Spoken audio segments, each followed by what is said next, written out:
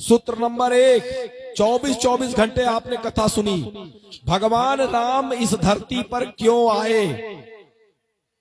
भगवान कहलाने का शौक होता तो जैसा आप टीवी में पिक्चर में देखे हैं, नारायण को चतुर्भुज रूप में आ जाते और आप देखते ही देखते भगवान भगवान करके मत्था टेक देते और उनका काम बन जाता।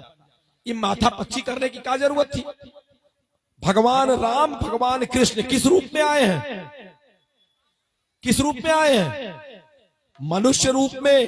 पहला सूत्र, दुख हरेंगे स्वयं प्रभु अवतार लेकर, किंतु मनुज रूप को, मनुज पुरुषार्थ को साथ लेकर। पहला सूत्र, मानव तन दुनिया ब्रह्मांड का सर्वोत्तम स्थिति है। अगर इस स्थिति में आप कुछ नहीं कर पाए तो फिर इससे बढ़िया मौका मिलने वाला नहीं। 84 लाख योनियों में भ्रमण करने के बाद मानव तन मिलता है। सुर दुर्लभ मानव तन, देवता भी तरसते हैं। दोबारा मत सोचना स्वर्ग भी मिल गया तो ये अवसर नहीं मिलेगा। जो बनना है बन लीजिए।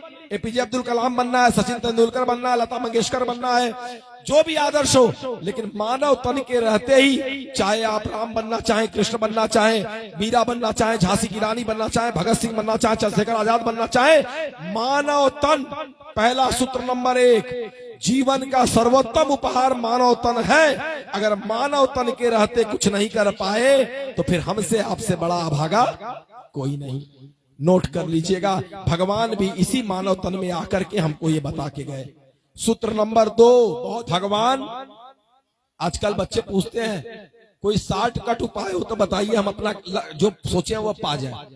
भगवान अगर चाहते तो शॉर्टकट उपाय से रावण का निपटा सकते थे कि नहीं? हिसाब किताब सब कुछ उनके हाथ में था, लेकिन नहीं किया। कितने साल वनवास झेला, कितने साल जंगल में भटके? 14 साल जंगल जंगल भटके, बन बन भटके, संघर्ष किया। 14 साल संघर्ष किए। और आप हम कुछ बनने के लिए थोड़ा सा संघर्ष करना है तो हिम्मत टूट जाती है। ए राम के बच्चों, ये संघर्ष राम ने अपने लिए नहीं किया था, ये मोहन सराय के हमारे युवा भाई बहनों के लिए किया था। अगर वो संघर्ष न करते तो हमारे बच्चे मिसगाइड हो जाते, भ्रमित हो जाते संघर्ष का राह चुनने में। याद रखना, तेरे बाप को भी सफल होने के लिए, तेरे परमात्मा को भी सफल होने के लिए संघर्ष का रास्ता चुनना पड़ा। जीवन में संघर्ष आए तो घबराना मत। भगवान जिसको सबसे अधिक ऊंचाई देना चाहता है उसी के जीवन में संघर्ष लाता है।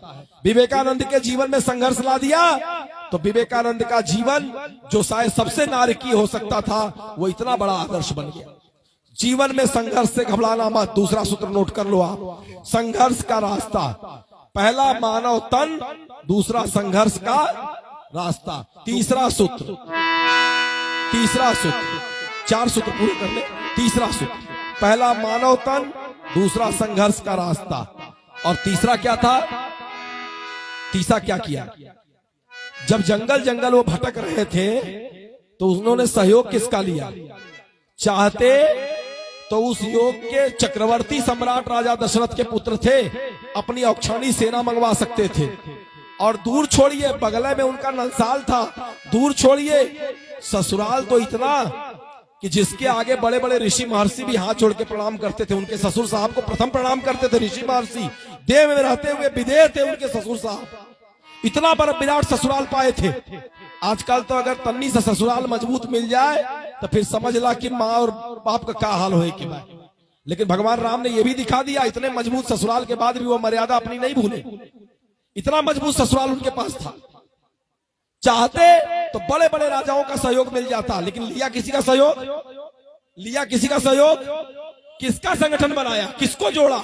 छोटे छोटे हमारे आप जैसे लोगों को, गिद्ध गिलहरी रीछ बानर भील भीलनी सबरी जटायु अंगद नल नील जामोन धनवान, सब जंगली बानर लोग को जोड़ा। छोटे छोटे छोटे छोटे छोटे लोगों को इकट्ठा किया। ऐ मोहन सराय वासियों, सूत्र नंबर 3 याद रखना, कि अगर छोटे छोटे लोग ही संगठित हो जाए, युग निर्माण के लिए किसी बड़े पैसे वाले की, किसी बड़े ताकतवर व्यक्ति की जरूरत नहीं है। अगर मोहन सराय के ये छोटे छोटे लोग ही आपस में संगठित हो जाए, एकजुट हो जाए, तो बड़े से बड़े रावण का विनाश कर सकते हैं, बड़े से बड़े रावण का नाश कर सकते हैं। सूत्र नंबर 3, पहला सूत्र क्या था? मानव तन।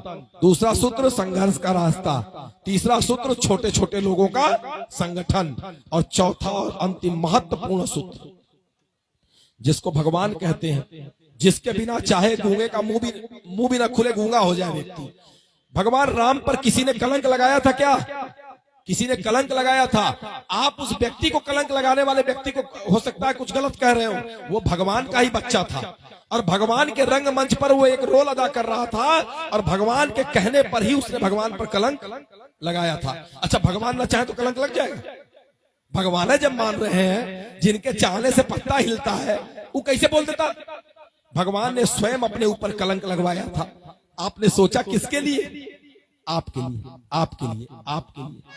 भगवान ने अपने ऊपर कलंक लगवाया। क्यों? ऐ मेरे बच्चों, याद रखना, जब भी तुम अच्छे मार्ग पर बढ़ोगे, जब भी तुम अच्छे काम के लिए आगे बढ़ोगे, ये समाज के लोग तेरे ऊपर छींटे भी उछाल सकते हैं, कीचड़ भी उछाल सकते हैं, फपकी भी कर सकते हैं, कलंक भी लगा सकते हैं। तू घबरा करके अपना रास्ता मत छोड़ना। एक दिन निश्चिंत रह, तेरे जाने के साथ साथ तेरे जीवन में ही तुझे लोग कलंक से मुक्त कर देंगे। आज यहाँ बैठे कोई ऐसे व्यक्ति हैं जो भगवान राम को कलंकी मानते हैं? अगर मानते तो पूजा क्यों करते? तो व्यक्ति रह जाता है निष्कलंक, चाहे लाख कोई कलंक लगा ले, लेकिन जो भगवान के राह पर बढ़ गया, जो श्रेष्ठ काम की ओर आगे बढ़ गया, वो सारे कलंक दरकिनार हो जाते हैं और वो व्यक्ति महानता को प्राप्त कर लेता है।